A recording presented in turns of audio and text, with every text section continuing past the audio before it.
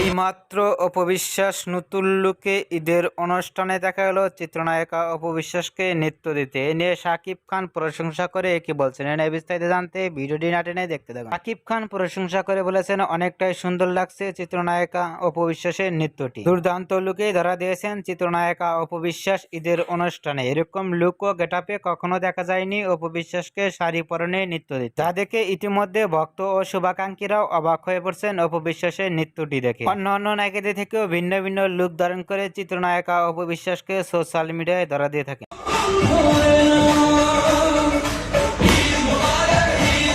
শাড়ি পরনে ঈদের অনুষ্ঠানে নৃত্যটি দেখে অপবিশ্বাসকে কেমন লাগলো, আপনাদের মতামত নিচে কমেন্ট বক্সে জানিয়ে দিন। নিত্য নতুন ভিডিও পেতে চ্যানেলটি সাবস্ক্রাইব করে পাশে থাকা বেলটি বাজিয়ে দিন। ভিডিওটি দেখার জন্য অসংখ্য ধন্যবাদ।